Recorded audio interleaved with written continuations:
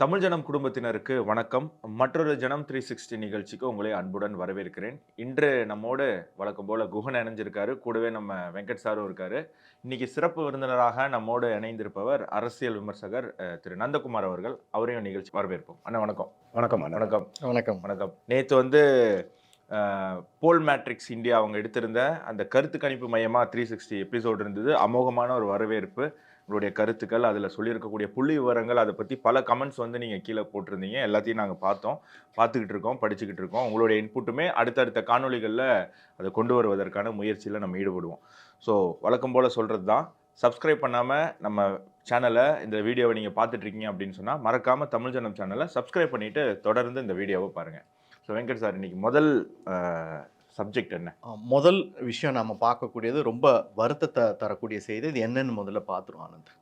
வேற்று மாநிலத்தவர் என்றாலே வெறுப்பா, வேற்றுமையில் ஒற்றுமை எங்க?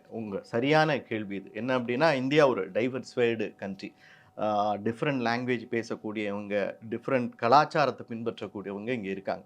ஸோ ஒரு மாநிலத்தில் இருக்கக்கூடியவர் தன்னுடைய வேலைக்காகவும் கல்விக்காகவும் இன்னொரு மாநிலத்துக்கு போகிறாங்க பழப்பை தேடி. ஆனால் அப்படி போகும்போது அவங்க மேலே வெறிப்பை உமிழக்கூடிய அந்த சூழல் இன்னுமே நிலவிட்டு இருக்கு. நேற்று என்ன நடந்திருக்கு அப்படின்னு பார்த்தீங்கன்னா, திருவள்ளூர் மாவட்டம் திருத்தணியில் ரயிலில் மகாராஷ்டிரா மாநிலத்தை சேர்ந்த சுராஜ்ன்ற ஒரு அப்பாவி இளைஞர் ரயிலில் ஓரமாக உட்காந்து அமைதியாக போயிட்டுருக்கார். இப்போது இந்த கஞ்சா போதையில் ஒரு 7 புள்ளிங்கோ அப்படின்னு சொல்லக்கூடிய அந்த பசங்க எல்லாருக்குமே ஷாக்கிங்கான என்ன விஷயம்னா, வயசு 17, 16 அத்தனை பேரும் கஞ்சா போதை. உள்ளே இருந்துட்டு ரீல்ஸ் எடுக்கிறாங்க, என்னென்னவோ பண்ணுறாங்க. அங்கே அமைதியாக இருக்க அந்த சுராஜை பார்த்தோன்னே அவங்களுக்குள்ள ஒரு இது. அவர்கிட்ட அப்படி பேச்சு கொடுக்கும்போது அவர் வேறு மாநிலத்தவர். அவர் ஹிந்தியில் பேசினோன்னே, ஓகே இவரை நம்ம வம்புழுக்கலாம், நம்ம இன்றைக்கி இவரை இது பண்ணிடலாம் அப்படின்னு சொல்லிட்டு அவரை வம்புழுக்கிறாங்க, என்னென்னவோ பண்ணுறாங்க. அவர் ஏதோ சொல்லி திட்டினோன்னே அவர் அப்படியே பின்தொடர்ந்து போய் ஒரு இடத்துல வச்சு அருவாளால் வெட்டுறாங்க.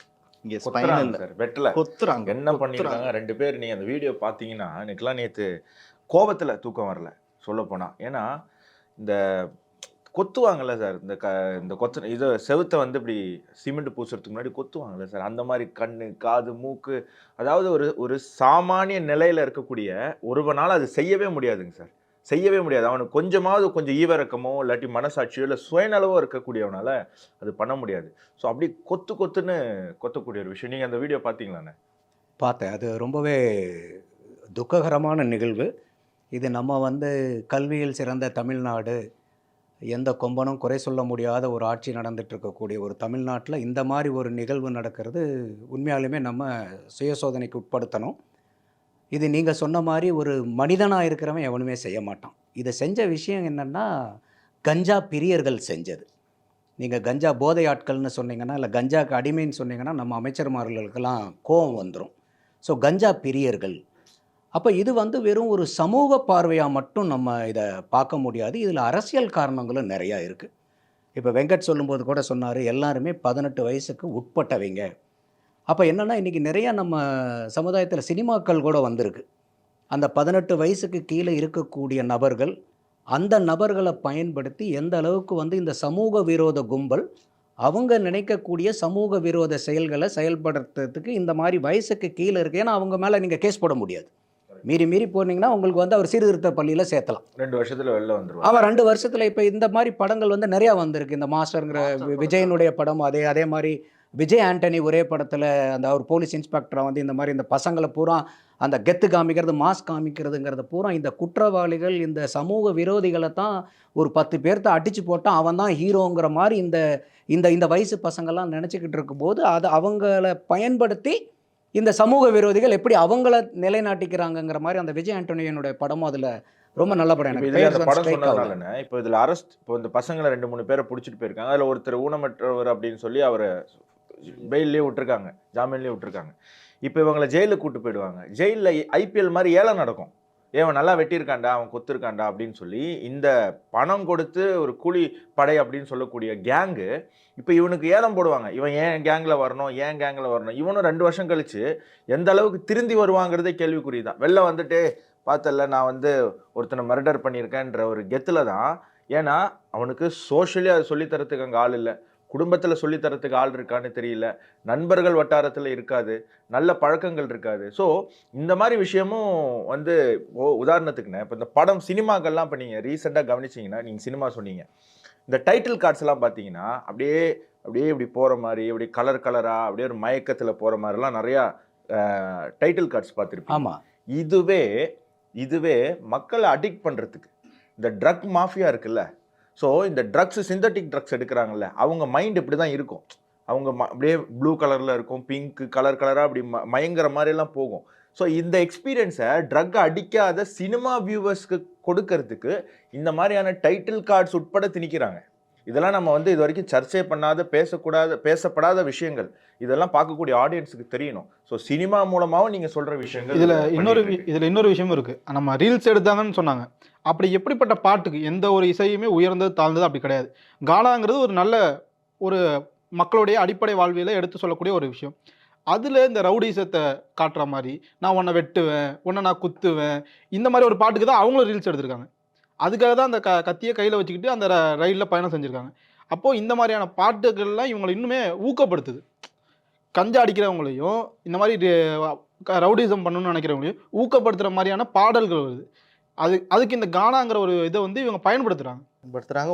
இன்னொரு விஷயம் என்ன அப்படின்னா, பொதுவாக இந்த மாதிரி வெட்டுறது குத்துறதெல்லாம் முன்விரோதம், இல்லை கூலிக்கு பணம் கொடுத்து ஒருத்தங்களை வெட்ட சொல்கிறது அப்படின்னு. ஆனால் இங்கே பாருங்கள், போதையில் இருந்தனால எதிர்ப்பே காட்டாத ஒரு புள்ள பூச்சி மேலே தாக்கியிருக்காங்க, கொடூரமாக அவரை தாக்கியிருக்காங்க, எந்த காரணமுமே இல்லாமல். அண்ணன் பேசிட்டு இருந்தாரா? இல்லை, அதனால தான் நான் சொல்ல வந்தது என்னன்னா, ஒரு மனிதாபிமானம் ஒரு புள்ளி அளவுனாச்சும் ஒரு மனிதனுக்குள்ளார இருந்துச்சுன்னா அந்த செயலே செய்ய மாட்டான். அப்போ அந்த மனிதனாக இருக்கிறவனை மிருகமாக்குனது யாரு அப்படிங்கிறதான் இன்றைக்கி நம்ம ரொம்ப விவாதிக்க வேண்டிய பொருள். அப்போ இந்த மனிதன் வந்து மிருகமானதுக்கு காரணம் என்னென்னா, அவனுக்கு உள்ளார போனால் அந்த கஞ்சா. அப்போ இன்றைக்கி வந்து ஒரு கஞ்சாங்கிறது ஒரு சாக்லேட் மாதிரி இன்றைக்கி கடையில் கிடச்சிக்கிட்டு இருக்கு. இப்போ சமீபமாக கூட வந்து பார்த்திங்கனாக்கா, இன்ஸ்டிடியூட் ஆஃப் சோஷியல் எஜுகேஷனுங்கிற ஒரு என்ஜிஓ வந்து ஒரு சர்வே பண்ணியிருந்தாங்க. ஒரு 3 மாவட்டங்களை குறிப்பாக பண்ணியிருந்தாங்க. சென்னை, திருவண்ணாமலை, ஊட்டி, இந்த 3 மாவட்டங்கள் இருக்கக்கூடிய சற்றேறக்குறைய 168 ஸ்கூலில் 3021 மாணவர்களை சர்வே பண்ணுறாங்க. அது வந்து 7 வயதிலிருந்து 12வது, அதாவது 7வது படிக்கிறதுலேருந்து 12வது படிக்கிற வரைக்கும் அந்த மாணவர்களை சர்வே பண்ணுறாங்க. இதில் ரொம்ப ஷாக்கிங்கானது என்னென்னா, இதில் 9% ஸ்டூடெண்ட் வந்து அடிக்டட், ஆல்ரெடி வந்து போதைக்கு அடிமையாயிட்டாங்க. அதில் பார்த்திங்கன்னா சற்றேறக்குறைய ஒரு 26% வந்து ஆல்கஹாலுக்கு, ஒரு 23% பேர் அந்த கூல் லிப்புன்னு வைக்கிறாங்க பாருங்கள் அதுக்கு, அப்புறம் 10% கஞ்சாவுக்கு. 10% மாணவர்கள் இப்போ 7வதுலேருந்து 12வது படிக்கக்கூடிய மாணவர்கள். அதில் என்ன காரணம் அப்படின்னு பார்க்குறாங்க. அந்த காரணத்தை பார்க்கும்போது என்ன ஆகுதுனாக்கா, அதில் வந்து ஒரு சற்றேறக்குறைய 43% வந்து பியர் ப்ரெஷருங்கிறான். அப்போ பியர் ப்ரெஷர்னால் என்னென்னா, இப்போ நம்ம முதலே சொன்னால் பாருங்கள், சினிமாவில் பார்த்தா அந்த மாதிரி ஆட்கள் தான் ஒரு தாதான் காமிக்கிற மாதிரி, என்னடா மாப்பிள்ள நீ இதெல்லாம் அடிக்க மாட்டியா, என்னடா இதெல்லாம் நீ செய்ய மாட்டியா, அப்படி இந்த பியர் ப்ரெஷர் ஜாஸ்தியாக இருக்குது பசங்களுக்குள்ளார. அடுத்தது வந்து பார்த்திங்கன்னா, ஒரு 17% மாணவர்கள் என்ன சொல்கிறாங்கன்னா, இது வந்து ஈஸியாக கிடைக்குது. 21% பேர் ஈஸி ஆக்சசபிலிட்டிங்கிறாங்க. 100க்கு 21% மாணவர்களுக்கு இது ஈஸியாக எனக்கு கிடைக்குதுங்கிறாங்க. அப்போ கிடைக்கிறங்கிறனால அவன் வந்து இன்றைக்கி அடிக்கிறான். அதை அடுத்தது மீதி 17% பேர் கூரியாசிட்டிங்கிறான், ஆர்வம், அதில் என்ன இருக்குங்கிறது ஆர்வக்கோளாறு. அப்போ இன்றைக்கி இருக்கக்கூடிய சமுதாயமும், இன்றைக்கி இருக்கக்கூடிய சமுதாயங்கிறது நம்ம ஒரு குடும்பத்தில் இருக்கிறவங்களையும் சேர்த்து, இல்லை நீங்கள் சொன்னீங்க பாருங்கள் சினிமா, நம்ம இந்த சினிமாவையும் சேர்த்து கூடுதலாக அரசியலையும் சேர்த்து. அப்போது இன்றைக்கி நம்மலாம் வந்து பள்ளியில் படிக்கும்போது மீறி போனால் முன்னாடி ஒரு ஐஸ் விற்கிற ஆள் இருப்பார், இல்லை மாங்காய் விற்கிற ஆள் இருப்பார், இல்லை வந்து ஒரு அன்னாச்சி பழம் விற்கிற அண்ணன் இருப்பார், இல்லைனா வந்து தேன் மிட்டாய் விற்கக்கூடிய ஒரு பெட்டி கடை இருக்கும். இன்றைக்கி பள்ளிக்கூடங்களுக்கு பக்கத்தில் இருக்கக்கூடிய பெட்டி கடையில் கஞ்சா சாக்லேட் கிடைக்குது இன்றைக்கி. அப்போ இந்த கஞ்சா சாக்லேட் இந்த அளவுக்கு புழங்கும் போது அவனுக்கு அந்த கஞ்சா போதை உள்ளார போகும்போது, இந்த போதைக்கு என்னென்னா, நம்ம சொல்கிறோம் பார்த்தீங்களா, மனுஷன் வந்து மிருகத்திலிருந்து எவல்யூஷனில் வந்தான் அப்படின்ட்டு. அப்போது அந்த டிஎன்ஏ வந்து இன்னும் நம்மளை விட்டு கம்ப்ளீட்டாக போயிடல போல இருக்குது. அப்போ இந்த கஞ்சா உள்ளார போகும்போது, இந்த மாதிரி சிந்தட்டிக் ட்ரக்கெல்லாம் உள்ளார போகும்போது நம்மக்கிட்ட மறைஞ்சிருக்கக்கூடிய அந்த மிருகத்தினுடைய டிஎன்ஏவை வந்து தட்டி வெளியே கொண்டு வருது. அதனால தான் அந்த போதைக்கு அடிமையாகும் போது அவனுக்கு 1% கூட மனிதத்தன்மையே இல்லாமல் நான் நீங்கள் யோசிச்சு பாருங்கிறேன், ஒரு 17-16 வயசு இருக்கக்கூடிய பையனுக்கு ஒரு கத்தியை பிடிச்சி வெட்டுறான், ரத்தத்தை பார்த்தா நமக்கே வந்து ஒரு மாதிரி மயக்கம் வந்துடும். நீங்கள் சொல்கிற மாதிரி அவன் வந்து போட்டு கொத்துறான்னா, ஒரு செவுத்தை கொத்துற மாதிரி கொத்துறான் அப்படின்னாக்கா, அவன் எந்த அளவுக்கு அந்த மனநிலையில் இருந்திருப்பான். அந்த கஞ்சா போய் அவனை எந்த அளவுக்கு மிருகமாக மாற்றிடுது. அப்போ இதையெல்லாம் இப்போ கஞ்சாவை கண்ட்ரோல் பண்ணுறது ஒரு குடும்பத்தில் இருக்கக்கூடிய அப்பா அம்மா கண்ட்ரோல் பண்ண முடியாது. பையன் எங்கே போகிறான் வராங்கிறத பார்க்க முடியுமே ஒழிய, ஒரு பெட்டி கடையில் போய் ஒரு சாக்லேட் வாங்கினா ஒரு அப்பா அம்மா பார்க்குறீங்களா, சாக்லேட் தானே கிடைக்குது சாப்பிட்டுட்டு இருக்கான்னு இருக்கும். ஆனால் அந்த சாக்லேட்டுக்குள்ளார கஞ்சா வச்ச சாக்லேட்டாங்கிறது எப்படி தெரியும் நமக்கு? அதையெல்லாம் கண்காணிக்கிறதுக்கு தான் இன்றைக்கி வந்து காவல்துறை இருக்குது. அதை கண்காணிக்கிறதுக்கு அரசாங்கம் இருக்குது. இன்னும் குறிப்பாக சொல்ல போனால் காவல்துறையில் கையில் வச்சிருக்கிறது தமிழகத்தினுடைய முதலமைச்சர். இரும்பு கைகளால் நாங்கள் எல்லாத்தையும் அடக்குவோம்னு சொல்லியிருக்காங்க. அப்போ அந்த இரும்பு கரத்தை எதை வச்சு அடக்குறாரு?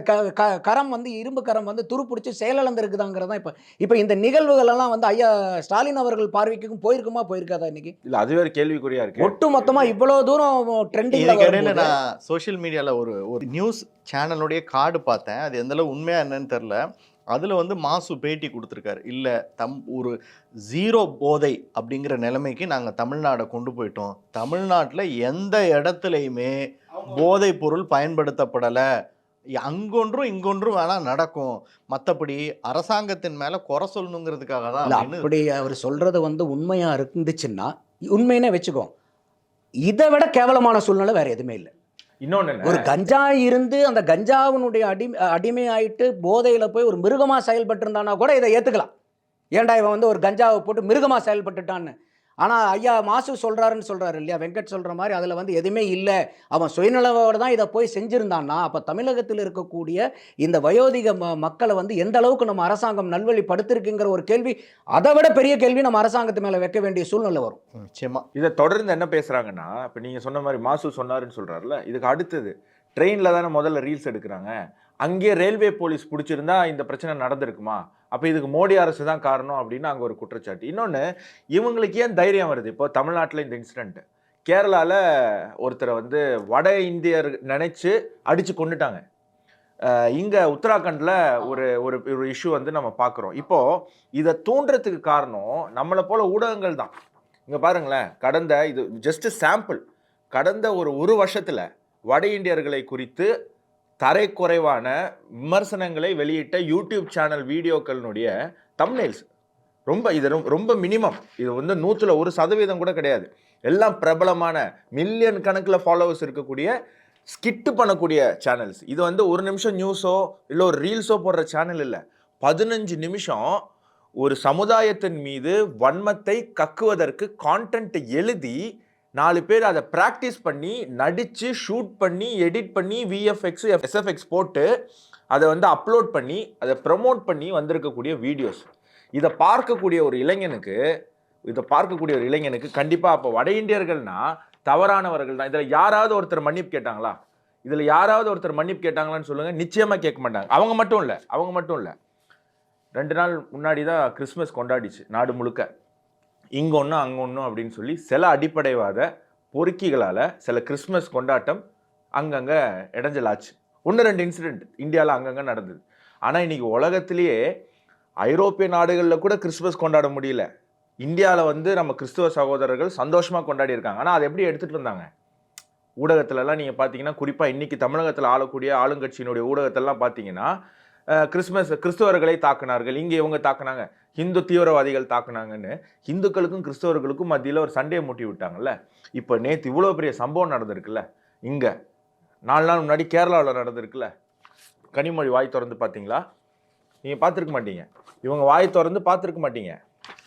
கமலஹாசன், நான் தமிழர்களுக்காக, நான் ஒரு மாற்றத்திற்காக, காலத்தின் கட்டாயத்திற்காக திமுகவோட கூட்டணி வச்சிருக்கேன்னு சொன்னார்ல. இந்த காலத்தின் கட்டாயம் காலாவதி ஆயிடுச்சு, நான் கிளம்புறேன்னு சொன்னாரா? திமுக கூட கூட்டணி வச்சிருக்காரா? திமுக கூட போய் இணைஞ்சிட்டாரா? எனக்கு தெரியும் திமுகவோட கூட அவர் கூட்டணி வைக்கல, ரெட் ஜெயின்ஸோட கூட்டணி வச்சிருக்காரு. அரசியல் ஞானியா இருக்காரு. அரசியல் ஞானியாய் அமைதியா போயிட்டாரு. அதாவது ஞானிகள்லாம் கம்மியா பேசுவாங்கன்றதுனால அவர் அந்த இதுக்கு போயிட்டாரு. பிரகாஷ்ராஜ், இந்தியாவில் ஒரு மூலையில ஒரு முக்கில் தும்மி ஒரு இஸ்லாமியர் இறந்து போனாலோ இல்லை கிறிஸ்துவர் இறந்து போனாரோ, ஐயோ அமித்ஷா வந்து கொண்டுட்டாரு அப்படின்னு சொல்லக்கூடிய பிரகாஷ்ராஜ் இந்த இன்சிடெண்ட்டை பற்றி வாயை திறந்தாரா? நீங்கள் பார்த்துருப்பீங்க ஒரு இன்டர்வியூவில் தமிழ்நாட்டு அரசு அப்படியே பயங்கரமாக பாராட்டிட்டு கடைசியில் வந்து சொல்ல வேண்டியதெல்லாம் சொல்லிட்டேனா அப்படின்னு சேகர் பாபு கிட்ட சர்டிஃபிகேஷன் வாங்குறாரு அவர். அந்த பிரகாஷ்ராஜ் வாயை திறக்கல. சத்யராஜ் காரி துப்புனாரு கரூர் சம்பவம் அப்போ, பார்த்துருப்பீங்க வீடியோ. துப்புனாரா? அட்லீஸ்ட் தும்முனாரா? இல்லை அட்லீஸ்ட் உருமுனாரா? கோவை மாணவி பாலியல் பலாத்காரம் அப்ப கூட அவர் வாயை திறக்க அப்ப கூட அப்ப அவர் தூங்கிட்டு out of Out of station station. ஷூட்டிங்க்கு இது போயிருப்பார் அவர். புரட்சி இயக்குனர், கம்யூனிஸ்ட் சித்தாந்தத்தை கொண்டவர், அதை பத்தி பயங்கரமான சினிமாலாம் எடுக்கக்கூடியவர். அவர் பேசல. பொது உடைமை தானே, கம்யூனிசம்னா பொது உடைமை தானே. ஒரு பிழப்புக்காக இன்னொரு மாநிலத்துக்கு குடும்பத்தை, சொந்தத்தை, பந்தத்தை எல்லாத்தையும் விட்டு, சுகத்தை எல்லாத்தையும் விட்டுட்டு இங்க வந்து வாடி தவிக்கக்கூடிய ஒருத்தனை கொண்டு இருக்காங்க. வாய் திறந்தாரா? இதை பத்தி சினிமா எடுப்பாருன்னு நினைக்கிறீங்களா? இதை பத்தி சினிமா எடுக்க மாட்டார். அப்புறம் நம்ம அமீர் அண்ணன், இவர் சொல்லவே வேணாம்.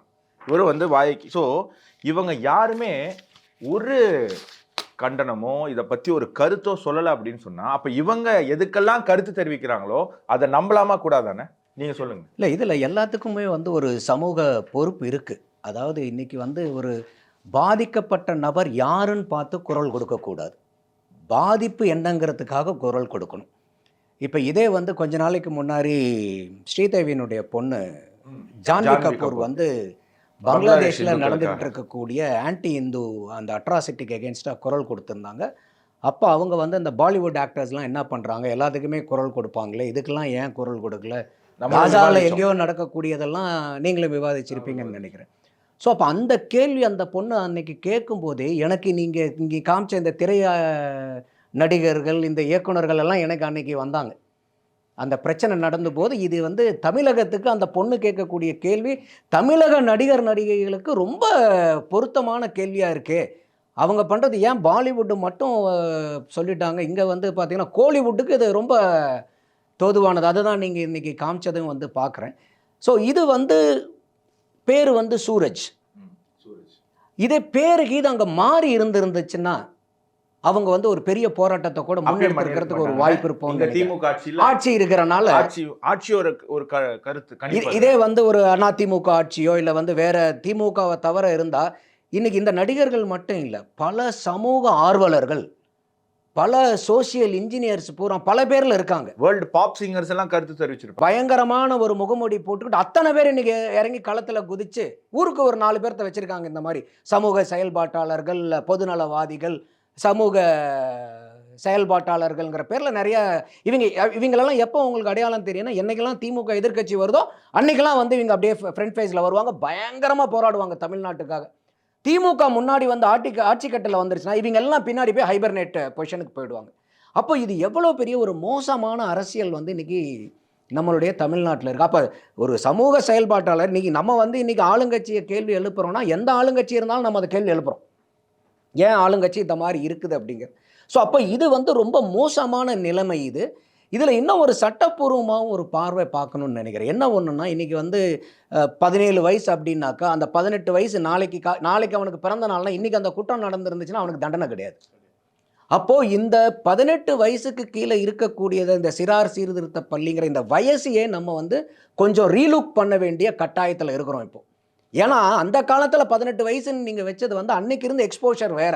ஆணுடைய திருமண வயசை இன்க்ரீஸ் பண்ணியிருக்காங்க. அப்போ இதையே நீங்கள் நியாயமாக பண்ணணும். ஆமாம். அப்போ அதே மாதிரி வந்து பார்த்தோன்னா இன்னைக்கு இருக்கக்கூடிய அவனுக்கு அன்னைக்கெல்லாம் போதைப் பொருள் வந்து ஒருத்தன் பெரிய அளவுக்கு வந்துட்டு அவன் ஒரு போய் ஏதோ ஒரு கல்லோ சாராயமோ இல்லை பீரோ குடிச்சானா அப்பயே திட்டுவாங்க. தலையில துண்டை போட்டு ஊருக்கு மறைஞ்சு போய் அது அவமானமா பார்த்தாங்க குடிக்கிறவங்க கூட. அப்போ இன்னைக்கு ஒரு டீனேஜுக்கு உள்ளார வந்துட்டா அவனுக்கு தெரியாத விஷயங்களே இல்லை. இன்னைக்கு அந்த அளவுக்கு வந்து இன்னைக்கு ஒரு வகையில் சோசியல் மீடியாஸினுடைய டெவலப்மெண்ட் ஆகட்டும், இல்லை இன்டர்நெட் யாரா ஆகட்டும், ஆர்டிஃபிஷியல் இன்டெலிஜென்ஸ், இது எல்லாமே வந்து ஒரு பக்கம் இளைய சமுதாயத்தை வந்து பெரிய அளவுக்கு வந்து ஒரு புத்திசாலிகளாக மாற்றிக்கிட்டு இருந்தாலும், இந்த மாதிரி சில செக்டார் ஆஃப் பீப்புள், எல்லா இளைஞர்களையும் நம்ம இந்த மாதிரி பண்ணிட முடியாது, ஒரு குறிப்பிட்ட இளைஞர்கள்.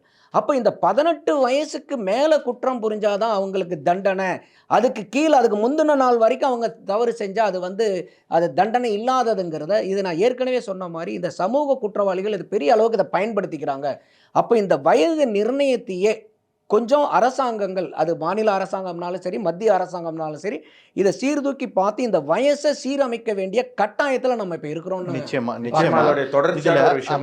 இதில் என்ன அப்படின்னா, இந்த மாதிரி வேற்று மாநிலத்தவர்கள் மேலே வெறுப்பு, அவங்க மேலே வன்முறையை தூண்டி விடுறது அப்படிங்கிறது வந்து எதிர்காலத்தில் இந்தியாவினுடைய ஒற்றுமைக்கும் பாதுகாப்புக்குமே வந்து மிகப்பெரிய அச்சுறுத்தலாக மாறிடும். இதை ஏன் நான் சொல்கிறேன் அப்படின்னா, இது உத்தரகாண்ட் மாநிலத்தில் ஒரு சம்பவம் நடந்திருக்கு இதே மாதிரி. என்ன அப்படின்னா, உத்தரகாண்ட் மாநிலத்தில் இருக்கக்கூடிய தேராதூன் நகரில் ஏஞ்சல் சக்மா அப்படின்னு சொல்லிட்டு ஒரு இளைஞர், அவர் திரிபுராவை சேர்ந்தவர், நார்த் ஈஸ்ட் மாணவர். அவர் அங்கே போய் தங்கி எம்பிஏ படித்து வேலை தேடிக்கிட்டு இருக்காரு. அவர் தம்பி கூட தங்கியிருக்கார். ஸோ ஒரு நாள் தம்பி கூட நடந்து போகிறாரு. அங்கே இதே மாதிரி தான் ஒரு ஆன்டி சோஷியல் எலிமெண்ட்ஸ் ஒரு 7-8 பேர் அவரை உள்ளூர் இளைஞர்கள் சூழ்ந்து கொண்டு, அவங்களும் போதையோட பிடியில் தான் இருக்காங்க. இவரை சூழ்ந்துக்கிட்டு ஒரு ரேஷியல் அட்டாக், என்ன அப்படின்னா பார்க்குறதுக்கு இவர்களுடைய மூஞ்சி வந்து ஒரு சைனீஸ் இது மாதிரி இருக்கனால, ஏ சைனீஸ், ஏ நேபாளிஸ், ஏ சிங்கீஸ் அப்படிங்கிற மாதிரியான கமெண்ட் எல்லாம் சொல்லியிருக்காங்க. அப்போது அந்த ஏஞ்சல் சக்மா ஆர்கியூ பண்ணுறாரு. அவரை கொடூரமாக தாக்கி மருத்துவமனையில் அனுமதித்து 14 நாள் மருத்துவமனையில் உயிருக்காக போராடி கடைசியில் உயிர் பிரிஞ்சு போயிடுச்சு. அவரோட தம்பிலாம் என்ன சொல்கிறாங்க, நாங்களாம் என்ன தப்பு பண்ணோம், நாங்களாம் சீனர்கள் கிடையாது, நாங்கள் இந்தியர்கள் தான், நாங்கள் என்ன கையில் சர்டிஃபிகேட் வச்சுட்டு அலைய முடியுமான்னு கேட்டிருக்காங்க. திரிபுராவில் இது ஒரு பெரிய போராட்டமாக வெடித்து அவங்க என்ன சொல்லியிருக்காங்க, நாடு முழுவதும் உடனடியாக ரேஷியல் அட்டாக்குக்கு எதிராக சட்டம் இயற்றணும் அப்படின்னு சொல்லியிருக்காங்க. நான் அந்த பாயிண்ட்டுக்கு தான் வந்தேன். எப்படி பிசிஆர் ஆக்ட் இருக்கோ, எப்படி பிசிஆர் ஆக்ட் இந்தியா முழுக்க இருக்கோ, நார்த் ஈஸ்ட்டுக்கு தேவை. ஏன்னு நான் சொல்கிறேன், ஏன்னா நீங்கள் இந்த சைனீஸ் மாதிரி இருக்கீங்க, நேபாளி நிக்கி மாதிரி இருக்கீங்க. தமிழ் சினிமாலே ஒரு பிரபல காமெடியான ஒரு காமெடி, அது இன்னைக்கு துணை முதல்வர் நடித்த படத்தில் தான் அந்த டைலாக் வந்திருக்கும். அதையும் நீங்கள் கவனிக்கணும். நேபாளி நிக்கி பேரெல்லாம் நீங்கள் கவனிக்கணும். இது இன்றைக்கோ நேற்றோ ஆரம்பித்தது கிடையாது. நார்த் ஈஸ்ட் மக்களை இந்தியர்கள், மற்ற பகுதியில் இருக்கக்கூடிய இந்தியர்கள் நார்த் ஈஸ்ட் மக்களை சைனாக்காரங்க மாதிரி இருக்காங்கன்னு சொல்ல வைக்கிறதுல சைனாவுக்கு ஒரு மிகப்பெரிய பங்கு இருக்குது. இது பல ஆண்டுகளாக சைனா அதாவது நம்ம மனசில் இன்ஜெக்ட் பண்ண விஷயம். அவங்க சைனீஸ் மாதிரி இருக்காங்க, சைனீஸ் மாதிரி இருக்காங்க, சைனீஸ் மாதிரி இருக்காங்க அப்படின்னு சொல்லிட்டு. ஸோ ஏன் அப்படின்னு சொன்னால், நமக்கு தெரியும் அருணாச்சல் பிரதேஷ் மேலே சைனாவுக்கு எந்த மாதிரி ஒரு பார்வை இருக்குது அப்படின்னு சொல்லி. அப்போது இந்தியாவில் இருக்கக்கூடிய மற்ற பகுதி மக்களுக்கும் நார்த் ஈஸ்ட் மக்களுக்கும் ஒரு சண்டையை மூட்டி விடுவதற்கான ஒரு இக்னைட்டிங் பாயிண்ட்டாக அவங்க இந்த விஷயத்த ரொம்ப நாள் வந்து இங்கே இன்ட்ரடியூஸ் முயற்சி பண்ணிட்டு இருந்திருக்காங்க. அதில் ஒரு அளவு வெற்றி பெற்றிருக்காங்க அப்படிங்கிறத இந்த மரணத்தை அவங்களுடைய உறவினர்கள்லாம் என்ன வேதனையாக பகிர்ந்திருக்காங்க அப்படின்னா, நாங்கள் இந்த நார்த் ஈஸ்ட் பீப்புள் இந்திய எல்லைக்குள்ள சீனா வராம தடுக்கிறதுல எங்களுடைய தேசப்பற்று ரொம்ப முக்கியமானது. ஆனா அதை இவங்க எல்லாம் டெஸ்ட் பண்ணி பார்க்கறாங்க. 100%. ஆமா, காஷ்மீர்லயும் லடாக்லயும் அங்க இருந்த சில மக்கள் வந்து ஓடி வந்த போது அருணாச்சல் பிரதேஷனுடைய எல்லையை பாதுகாத்தது யாரு? நார்த் ஈஸ்ட் மக்கள் தானே. இன்னைக்கு நம்மளுடைய திரிபுரா, பங்களாதேஷ்ல எத்தனையோ முயற்சி பண்ணிட்டு இருக்காங்க. சிக்கன் நெக், இந்த திரிபுரா வந்து பங்களாதேஷோட எல்லையை ஷேர் பண்ணிட்டு இருக்கக்கூடிய நாடு. ஸோ அவங்களுடைய தேசபக்திக்கு எந்த விதமான ஒரு செகண்ட் தாட்டே தேவையில்லை. அதனால தான் இப்போ நீங்கள் கவனிச்சிங்கன்னா, இதே முன்னாடி இருந்திருந்தா, ஒரு 10-15 வருஷம் முன்னாடி இருந்திருந்தா, நாட்டை பிளவுபடுத்துவதற்கு இது ஒரு மிகப்பெரிய ஆயுதமாக மாறி இருக்கும். ஆனால் இன்னைக்கு நார்த் ஈஸ்டில் தேசபக்தியோடைய உச்சத்தில் இருக்காங்க. போராடுறவங்களே என்ன சொல்கிறாங்க, நாங்கள் இந்தியர்கள்னு போராடுறாங்க. நாங்கள் இந்தியர்கள், நாங்களும் இந்தியர்கள் அப்படின்னு போராடுறாங்க. அந்த தேசபக்தியை நம்ம வந்து இந்த இடத்துல புரிஞ்சுக்கணும். ஸோ இந்த விஷயத்தில் நீங்கள் சொல்லுங்கண்ணே, நீங்கள் எப்படி பார்க்குறீங்க? இல்லை, இது கட்டாயமாக இன்னைக்கு இந்தியர்களுக்குள்ளார வந்து இந்தியர்களையே நம்ம வேறுபடுத்தி பார்க்க சூழ்நிலை வந்து ரொம்ப மோசமான சூழ்நிலை. இப்போ நீங்கள் வந்து நம்ம நார்த் இந்தியாவுக்கு போனோம்னா நம்மளை பார்த்து மதராசின்பான். இதே வந்து நம்ம ஊரில் இருக்கிறவனை பார்த்து நம்ம வடக்கன்ஸுன்போம். அதே மாதிரி இப்போ நம்ம வந்து நார்த் ஈஸ்ட்காரங்க வந்து உள்ளார வந்தாங்கன்னா அவன் வந்து சைனீஸ் அவன் அப்படிங்கிறோம். இப்போ இதே வந்து காஷ்மீரில் இப்போ இந்த புல்வாமாக்கு அட்டாக் ஆனதுக்கு அப்புறம் கூட அந்த பகுதி மக்கள் எல்லாம் வந்து எப்பயுமே வந்து ஒரு தீவிரவாதத்துக்கு ஆதரவாக போராட்டம் நடத்துவாங்க அந்த ஏரியாவில். அப்போது இப்போ இந்த புல்வாமா அட்டாக்குக்கு அப்புறம் பெகல்காமுக்கு அப்புறம் வந்து பார்த்தீங்கன்னாக்கா அங்கே இருக்கக்கூடிய மக்கள் எல்லாம் நமக்கு இந்தியாவுக்கு வந்து ஆதரவு தெரிவித்து நாங்கள் இன்டகரல் பார்ட் ஆஃப் இந்தியா தான் அப்படின்னு சொல்லிட்டு இந்த தீவிரவாதிகளுக்கு எகென்ஸ்டாக போராட்டம் நடத்தினாங்க. அந்த அளவுக்கு வந்து இன்றைக்கி இந்தியாவை வந்து நார்த்துலேருந்து சவுத் வரைக்கும், ஈஸ்ட்லேருந்து வெஸ்ட் வரைக்கும் ரொம்ப இறுக்கி ஒரு ஒன் இந்தியா அப்படிங்கிற ஒரு முனைப்பில் வந்து இன்றைக்கி நம்ம பயணிச்சுக்கிட்டு இருக்கோம். அப்போ இந்த மாதிரி நம்ம முன்னேறி போய்கிட்டு இருக்கக்கூடிய சூழ்நிலையில் இந்த மாதிரி சில சமூக விரோதிகளினுடைய செயல்பாடுகள், ஏன்னா நீங்கள் ஒற்றுமையாக ஆக இந்தியா வந்து வலுப்பெறும். ஒன்றுபட்டால் உண்டு வாழ்வு இல்லையா, யுனைட்டிங் இன் டைவர்சிட்டி. அதுதான் நம்மளுடைய கோர் ஸ்ட்ரென்த்தை, யுனைட்டிங் இன் டைவர்சிட்டி தான். அப்போ இந்த மாதிரி இருக்கக்கூடிய ஆட்கள் எல்லாமே என்னன்னு கேட்டிங்கன்னா, ஒரு இந்தியாவினுடைய ஸ்திரத்தன்மைக்கு, இந்தியாவினுடைய ஒற்றுமைக்கு எங்கேயாவது ஒரு வெடி வைக்க முடியாதா அப்படிங்கிறதுல புல்லுருவிகள் இதில் எப்பயுமே முயற்சிச்சுக்கிட்டே இருப்பாங்க. அதில் நம்ம இந்தியர்கள் ரொம்ப குறிப்பாக கவனமாக இருக்கணும். எந்த விதமான இந்த மாதிரி பிரிவினைவாத பேச்சுக்களுக்கோ பிரிவினைவாத பார்வைகளுக்கோ ஏன்னா இப்போ நிறைய பேர் வந்து பார்த்தீங்கன்னாக்கா அவன் வந்து வட இந்தியன், அவன் வந்து இங்கே ஓட்டு போடலாமா, இப்போ இந்த எஸ்ஐஆரில் எடுக்கும்போது கூட இதெல்லாம் வந்து வந்துச்சு. இதெல்லாம் வந்து எஸ்ஐஆர் பண்ணுறதே வந்து இன்றைக்கி வடக்கணுகளுக்கு பூரா ஓட்டு கொடுக்கறதுக்கு தான் சொல்லிட்டு எங்கள்கிட்ட நிறையா இது இன்டர்வியூலெல்லாம் கேட்கும்போது நான் சொல்லுவேன், இந்தியாவில் வந்து ஓட்டு போடக்கூடிய உரிமை முதல்ல இந்தியர்களாக இருக்கணும். அவர் எந்த பகுதியில் வசிக்கிறாரோ அந்த பகுதியை சார்ந்தவராக இருக்கணும். அந்த பகுதியில் ஓட்டு போடுறதுக்கு உரிமை உண்டு. அவருக்கு 18 வயசுக்கு எப்படி மேல. ஜாதி மதம் ஒரு அடிப்படை இல்லையோ, மொழியும் அடிப்படை இல்லை. ஒரு வாக்காளனுக்கு இந்த 3 அடிப்படை தான். ஒன்று, நீ இந்தியனாக இருக்கணும், அந்த பகுதியில் வாழக்கூடிய மனிதனாக இருக்கணும், 18 வயசு நிறைவடைஞ்சிருக்கணும். நம்ம இந்தியன் கான்ஸ்டிடியூஷன் சொல்கிறது இந்த 3 கண்டிஷன் தான். இந்த 3 கண்டிஷன் இருந்துச்சுன்னா அந்த வாக்காளன் தான் இருக்கக்கூடிய இடம், இப்போ நான் போய் இன்றைக்கி டெல்லியில் இருந்துட்டு எனக்கு டெல்லியில் தான் எனக்கு வாக்குரிமை கொடுக்கணும்னா கொடுத்து ஆகணும். நான் இதே போயிட்டு இன்றைக்கி வந்து கல்கட்டாவில் உட்காந்துட்டு நான் எனக்கு ஊரில் போய் வாக்களிக்க முடியாது, கல்கட்டாவில் தான் வாக்குரிமை வேணும் அப்படின்னு நான் கேட்டேன்னா எனக்கு கொடுத்து ஆகணும். ப்ரொவைடட் 370 நீக்கிய பிறகு காஷ்மீர்லயும் கொடுத்தாகணும். ப்ரொவைடட் நான் அந்த ஏரியாவினுடைய ஆர்டினரி ரெசிடெண்ட்டாக இருக்கணும். நான் ஒரு டூரிஸ்ட்டாக போயிட்டு இல்லை வேலைக்காக நான் வந்து அங்கே ஒரு எனக்கு எந்த விதமான குடியுரிமை சான்றிதழும் அதாவது அட்ரஸ் ப்ரூஃப் எதுவுமே இல்லாமல் நாங்கள் போய் லாட்ஜில் தங்கி இருந்துட்டு இல்லை என்னுடைய கெஸ்ட் ஹவுஸில் தங்கி இருந்துட்டு நான் எனக்கு ஓட்டு போடுறதுக்கு வந்து ஊருக்கு போகிற சிரமமாக இருக்குது, எனக்கு இங்கே ஓட்டு கொடுக்கணும், கொடுக்க மாட்டாங்க. அப்போ இந்த 3 கண்டிஷனை ஃபில் பண்ணால் இது கிடைக்கும். அப்போ இது என்ன ஆகுதுன்னா இன்றைக்கி நம்ம பார்க்கும்போது எல்லா இடத்துலையுமே இந்த அரசியல்வாதிகள் வந்து கூடுமான வரைக்கும் இதை வந்து ஒரு அரசியல் ஆக்குறாங்க இதை. ஏன்னா இந்த கட்சி அந்த கட்சினே பிரித்து சொல்ல, நிறையா கட்சிகள் இந்த மாதிரி பிரிவினைகளை வந்து பேசி இந்த ஒரு போலரைசேஷன் மூலியமாக ஏதாவது வந்து ஒரு வாக்கு எடுக்க முடியாதா, நம்ம பக்கம் அந்த வாக்கை இழுக்க முடியாதா அப்படிங்கிற ஒரு பெருமுனைப்பை பல அரசியல் கட்சிகள் இதில் காமிக்குது. அரசியல் கட்சிகள் அதனால தான் சொல்கிறேன், இன்றைக்கி எந்த சமூக குற்றங்களாக இருந்தாலும் அதுக்கு தலையாய பொறுப்பு அரசியல் கட்சிகளுக்கும் உண்டு. ஏன்னா அந்த சமுதாயத்தை வந்து இன்றைக்கி அந்த காலத்துலலாம் சட்டத்திட்டங்களுக்கு கட்டுப்படாமல் இருந்தாங்க. அப்போ வந்து ஒரு சமுதாய தலைவர் ஒரு குழுன்னு இருக்கிறவங்க ஒரு நிர்ணயம் பண்ணி அதுக்கு தகுந்த மாதிரி வாழ முடியும். ஆனால் இன்றைக்கி நீங்கள் என்ன தான் இருந்தாலும் நம்மளை கைட் பண்ணுறது இந்தியன் கான்ஸ்டிடியூஷன் அண்ட் இந்தியாவுடைய லா. இது வந்து லா ஆஃப் லேண்ட். அப்போ இன்றைக்கி இருக்கக்கூடிய அந்த சட்டங்கள் வந்து இந்த போலரைசிங் பீப்புள் பண்ணுறதை அது எந்த கட்சி பண்ணாலும் தப்பு தான். அது பாரதிய ஜனதாவாக இருந்தாலும் சரி, திமுகவாக இருந்தாலும் சரி, அண்ணா திமுகவாக இருந்தாலும் சரி, நாம் தமிழராக இருந்தாலும் சரி, தமிழக வெற்றி கழகமாக இருந்தாலும் சரி, மம்தா பானர்ஜியாக இருந்தாலும் யாராக இருந்தாலும் இந்த மாதிரி ஒரு போலரைசிங் இல்லாமல் ஒரு மக்களை வந்து ஒரு இந்தியர்களாக யுனைட் பண்ணுங்க. தப்பு கிடையாது அதில். ஏன்னா நம்ம இந்தியன் தானே, இன்றைக்கி இந்தியன் பாஸ்போர்ட் தானே வச்சுருக்கோம். நீ எந்த நாட்டில் இந்தியா வரையான்னா நான் இந்தியன் தானே சொல்கிறேன். அப்போ ஒரு இந்தியன்கிறதுக்கு கீழே நீங்கள் எல்லாத்தையும் வந்து ஒரு அமால்கமேஷன் பண்ணுங்க. நிச்சயமா. இப்போ இதை கூடுதல் பலு சேர்க்கிற மாதிரி தான் அடுத்த இஷ்யூ இருக்கு. அது என்னன்னு பார்த்துட்டு நம்ம அதில் கோவன்லேருந்து ஆரம்பிப்போம். சரி, ஓகே. நிச்சயமா அடுத்த இஷ்யூ என்னன்னு பார்த்துருவோம். டக்குன்னு பார்த்தா புரியாது. என்ன நடந்திருக்கு அப்படின்னா, பெங்களூரில் பஹிரா காலனி, ரஹீம் லேஅவுட் அப்படின்னு ஒரு இடம் இருக்குது. அந்த 2 இடங்கள்லையும் ஒரு 400 குடும்பங்கள் குடிசை போட்டு வசிக்கிறாங்க. இவங்க எல்லாமே வந்து அரசு நிலங்களை என்க்ரோச் பண்ணிட்டாங்க அப்படின்னு சொல்லி கர்நாடகா கவர்மெண்ட் அவங்கள அகற்றுறாங்க. அது வந்து நோட்டீஸ் கொடுக்கப்படலை அப்படின்னு சொல்லப்படுகிறது. உண்மை என்னன்னு தெரியல. இந்த சூழ்நிலையில் கேரள மாநில முதல்வர் பினராயி விஜயன் என்ன சொல்கிறாரு, அவங்கெல்லாம் ஏழை அப்படிங்கிறனால அவங்களெல்லாம் வந்து எந்தவித முன்னறிவிப்பும் இல்லாமல் உடனடியாக அவங்களெல்லாம் அகற்றி ஊருக்கு வெளியில் போகிற வார்த்தையை விட்டுட்டீங்க. அவங்கெல்லாம் ஏழன் மட்டும் கிடையாது, அவங்கெல்லாம் இஸ்லாமியர்கள், பட்டியல் சமுதாயம், பட்டியல். ஆமாம் ஆமாம், அதையும் சொல்லி அவர் கருத்து சொல்கிறார். அப்போ வந்து இங்கே கர்நாடக துணை முதலமைச்சர் டிகே சிவகுமார் என்ன சொல்கிறார் அப்படின்னா, நீங்கள் கேரளாவோட முதலமைச்சர், நீங்கள் இதில் கருத்து சொல்கிறதுக்கு உரிமை இல்லை அப்படிங்கிறார். இப்போ அங்கதான் பிரச்சனை. அண்ணன் சொன்ன பாயிண்ட்டுக்கு வந்தாச்சு. இப்போ பாருங்க, 2 முதல்வர்கள் அவங்களுடைய அரசியல் லாபத்திற்காக தமிழ்நாடு மக்களையும் கர்நாடகா மக்களையும் கேரள மக்களையும் சண்டையை மூட்டி விடுறாங்க. இப்போ என்ன ஆகும், இதை பார்த்துட்டு யாராவது 4 கேஎல் ரெஜிஸ்ட்ரேஷன் வந்தால் இங்கே கல்லில் எடுத்து அடிப்பாங்க. பட்டார் நாகராஜன் மாதிரி அங்கே ஆளுங்க இருக்காங்கல்ல. கேரளாவில் என்ன ஆகும், கேஏ ரெஜிஸ்ட்ரேஷன் வரும்போது, அதாவது அமைதியாக இருக்கக்கூடிய 2 மாநில மக்கள்களை அவங்களுக்கு மத்தியில் வந்து இவங்களுடைய அரசியல் லாபத்திற்காக சண்டையை மூட்டி விடுறாங்க. குகன் ஏதோ சொல்ல வந்தீங்க. நான் போன விஷயத்துலேருந்து இந்த விஷயம் சொல்லணும்னு நினச்சேன். மத்திய அரசு இப்போது குறிப்பாக மோடி கவர்மெண்ட் வந்ததுக்கப்புறம் இந்த ஒரே பாரதம் உன்னத பாரதம் அப்படிங்கிற ஸ்கீமில் நிறைய விஷயங்களை அவங்க கொண்டு வர ட்ரை பண்ணுறாங்க.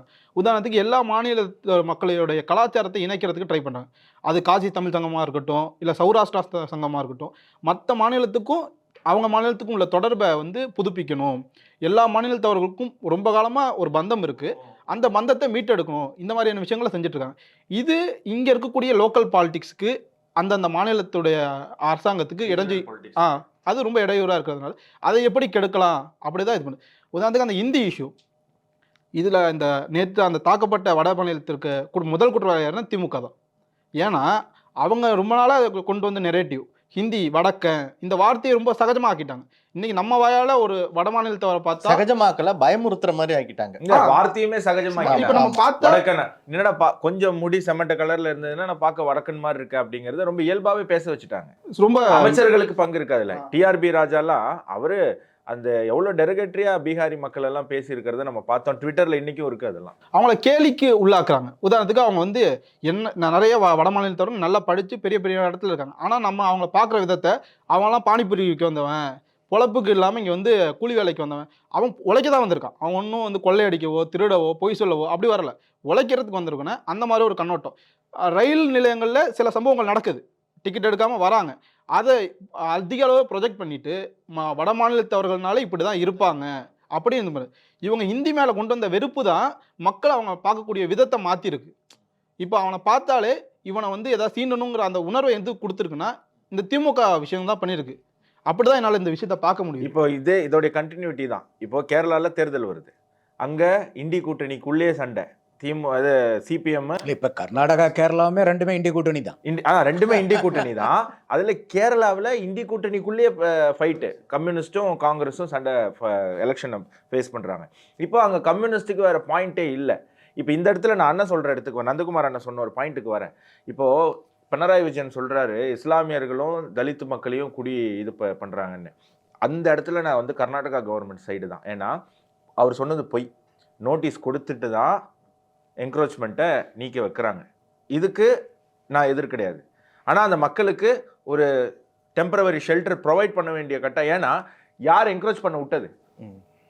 நீங்கள் தானே மாறி மாறி வரீங்க. பிஜேபி காங்கிரஸ் தான் நாங்கள் மாறி மாறி வரீங்க. அப்போ காங்கிரஸ் பாதி ரெஸ்பான்சிபிலிட்டி உங்களுக்கு இருக்குல்ல. எப்போ என்க்ரோச் பண்ண விட்டீங்க? யார் என்க்ரோச் பண்ண விட்டா? அவங்க கவர்மெண்ட் தானே விட்டுது. அப்போ அதில் அவங்களுக்கு நீங்கள் அவங்கள நீக்கணும்னா அவங்களுக்கு டெம்பரவரி செட்டில்மெண்ட் நீங்கள் கொடுக்க வேண்டிய கட்டாயத்தில் இருக்கீங்க. அந்த பாயிண்ட்டே நான் வச்சுக்கிறேன். இவர் பாருங்களேன், அந்த பேர் நீங்கள் 2 ஊர் பேர் சொன்னீங்களா? ஊர் பேர் சொல்லுங்க. Bahira colony, Rahim lay out. இது பேர் கேட்டோன்னே இவரே நினச்சிக்கிட்டாரு அது முஸ்லீம் இருக்கக்கூடிய ஏரியான்னு. அங்கே 25% 30% தான் முஸ்லீம் இருக்காங்க. மீதி இருக்கக்கூடிய பட்டியல் சமுதாயமாக இருக்கட்டும், இல்லை மற்றவங்களாம் இருக்கட்டும், ஹிந்து தானே, கிறிஸ்டியன்ஸ். எனக்கு என்ன ஒரு பார்வை என்னன்னா ஆனந்த், நீங்கள் என்க்ரோச்மெண்ட்டுன்னு வரும்போது இட்ஸ் அன் இல்லீகல் ஆக்ட். அப்போ அந்த இல்லீகல் ஆக்ட் பண்ணுறீங்க, கிறிஸ்டினாக இருந்தால் என்ன, முஸ்லீமாக இருந்தால் என்ன, தலித்தாக இருந்தால் என்ன, இந்துவாக இருந்தால் என்ன, புத்திஸ்டாக இருந்தால் யாராக இருந்தால் என்ன, illegal act is an illegal act. அப்போ இதில் நீங்கள் ஒரு 2 மாநிலத்துக்கு உண்டான பிரச்சனையாக இதை மாற்றுறதோ, இல்லை இந்த இல்லீகல் ஆக்டிவிட்டிக்குள்ளார வந்து ஒரு மதத்தை கொண்டு வந்து அதை மத பிரச்சனையாக மாற்றுறதோ, தலித்துங்கிறத கொண்டு வந்து தலித் நான் தலித்தா பிரச்சனை மாற்றுறது யாருங்க? அரசியல்வாதி. அதை தான் நான் ஆரம்பத்துலேருந்தே சொல்லிட்டு இருக்கேன். இன்னைக்கு இருக்கக்கூடிய சமூக பிரச்சனைகளுக்கு எல்லாத்தையும் நீங்கள் ஆழமாக போய் பார்த்தீங்கன்னா அடிநாதம் யாருன்னா அரசியல்வாதிகளாக தான் இருக்கு. இப்போ உதாரணத்துக்கு இப்போ இதே வந்து இன்னைக்கு காங்கிரஸ் ஆளாமல் இன்னைக்கு வந்து பாரதிய ஜனதா இந்நேரம் கர்நாடகாவில் ரூலிங் கவர்மெண்ட்டாக இருந்தால் இது இன்னைக்கு எவ்வளோ பெரிய இந்து முஸ்லீம் பிரச்சனை ஆக்கியிருப்பாங்க. இன்னைக்கு இவ்வளோ தூரம் அவர் வந்து சொல்கிறார்ல, இல்லை இது அப்படிலாம் இல்லை, நாங்கள் அவங்களுக்குலாம் அப்படி வந்து இவர் வந்து பேசக்கூடாது அப்படிங்கிறத. இதே தானே மற்ற அரசியல் கட்சிகளுக்கும் மற்ற இடத்துல இருக்கும்போது நீங்கள் 2 பேருமே இண்டி கூட்டணியில் இருக்கிற ஆளுங்க. அப்போ நீங்கள் எந்த மாதிரி ஸ்டாண்டு? அப்போ இது என்ன ஆகுதுன்னா அவங்களுக்கு வந்து இது பழக்கமாகி போச்சு. இப்போ ஏதாவது ஒரு இஷ்யூ வந்துச்சுன்னா அதுக்குள்ளார ஏதாவது ஒரு மதச்சாயம் பூச முடியாதா, இல்லை தலித் நான் தலித் இஷ்யூ ஆக்க முடியாதாங்கிறது தான் இவ்வளோ நாள் அவங்க இண்டி கூட்டணியில் பண்ணிட்டு இருந்த அரசியல். இன்னைக்கு அந்த இண்டி கூட்டணியை சார்ந்த 2 வேறுபட்ட மாநில அரசாங்கங்களுக்குள்ளாரே பழக்க தோஷம்னு ஒன்று சொல்லுவாங்க பாருங்க. அந்த பழக்க தோஷத்தில் திருப்பி அதே அலிகேஷன்ஸ் இவங்க 2 பேரும் மாற்றி மாற்றி வச்சுக்கிறாங்க. இல்லை, எனக்கு இதில் இன்னொரு பார்வை இருக்குது. பினராயி விஜயன் இந்த விஷயத்துக்கு தள்ளப்பட்டிருக்காருன்னு தோணுது. ஏன்னா கடைசியாக நடந்த உள்ளாட்சி தேர்தல் நம்ம இதுக்கு முன்னாடி பேசணும், சிறுபான்மையினர் மக்கள் பெரும் அளவில் பாஜக பக்கமும் காங்கிரஸ் பக்கமும் போயிட்டாங்க. அப்போ அது ஒரு கம்யூனிஸ்ட் பார்ட்டிக்கு ரொம்ப பெரிய ஒரு ஸ்டெப் டவுன் ஆகுது. அப்போ வரக்கூடிய சட்டமன்ற தேர்தலில் நாங்கள் வந்து உங்கள் பக்கம் தான் இருக்கோம்னு காட்டிக்கிறதுக்கு அவங்களுக்கு ஏதாவது ஒரு விஷயம் தேவை. அதனால இந்த மாதிரி ஒரு விஷயம் வரும்போது இஸ்லாமியர்களை கொஞ்சம் நம்ம பக்கம் கொண்டு வர கரெக்ட் தான். என்ன காரணம்னா இன்னைக்கு வந்து தமிழ்நாட்டில் இருக்கக்கூடிய பர்சன்டேஜ் ஆஃப் மைனாரிட்டி ஓட்ஸை விட கேரளாவில் ஜாஸ்தி. அவங்க தான் ஆல்மோஸ்ட் 2/3 அவங்க இருக்காங்க. எல்லாமே அந்த 3மே ஹிந்துஸ், கிறிஸ்டின், முஸ்லீம் எடுத்தீங்கன்னா எல்லாமே 1/3 இருக்காங்க. அப்போ வந்து they are under enormous pressure, political pressure. என்னன்னா இந்த மைனாரிட்டிஸ் அப்பீஸ்மெண்ட் தான் இன்னைக்கு அவங்கள சர்வைவபிலிட்டிக்கே ரீசனாக இருக்குது. அப்போ அவங்க வந்து இங்கே நியாயம், தர்மம், நேர்மை எல்லாம் பேசுறதுக்கு ரெடியாக இல்லை. எங்கேயாவது ஒன்று கொண்டாந்து ஒரு மைனாரிட்டியை அப்பீஸ் பண்ண முடியாதா? அதில் வந்து நம்ம ஒரு மீன் பிடிச்சிட முடியாதாங்கிறது தான் இன்னைக்கு So, மக்களை பண்ணிட்டு இருக்காங்க. எப்படி பிரிக்கிறாங்க அதுதான் என்னோட கேள்வி. இப்போ கேசி வேணுகோபால் உடனே தலையிடுறாரு, தலையிட்டுட்டு அந்த இடத்தெல்லாம் நீக்கக்கூடாது, என்க்ரோச்மெண்ட்லாம் பண்ணக்கூடாதுன்னு. யாரு கேசி வேணுகோபால்? யாரு அவர்? கவர்மெண்ட்ல என்ன ரோல் இருக்கு? காங்கிரஸினுடைய தேசிய பொதுச் செயலாளர். உங்களுடைய அரசாங்கம் நடக்குது, நிப்பாட்டிட்டேன் நான் சொல்லி நிப்பாட்டிட்டேன்னு ட்வீட் போடுற அளவுக்கு என்ன அதிகாரம்? ஏன்னா கேசி வேணுகோபால் கேரளா சிஎம் ஆகணும். இருக்கட்டும், அவர் கூட செய்யட்டும்.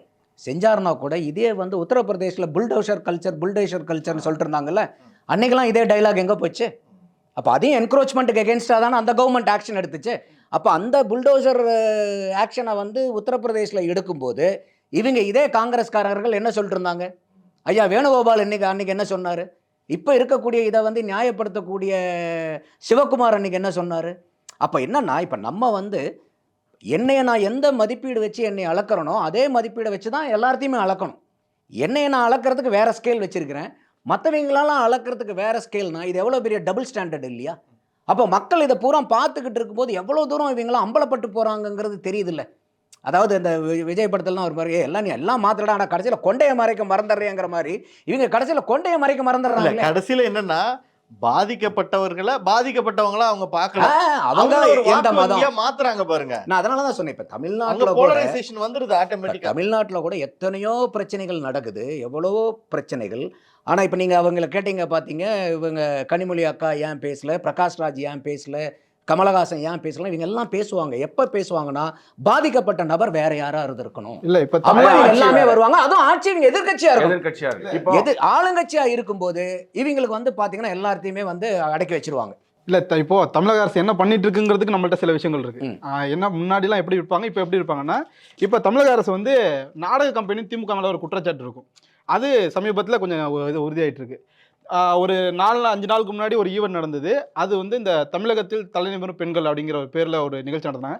அதில் இந்த ஒரு பெண் வந்து, நான் வந்து ஒரு இலங்கை வாழ் ஈழத்தமிழச்சி அப்படின்னு சொல்லி, நான் உங்களுக்கு அப்பா அப்படின்னு ஒரு கர்ச்சிஃபில் எம்ப்ராய்டிலாம் பண்ணி அவங்க போய் சந்திச்சாங்க ஒரு 4 நாள் முன்னாடி.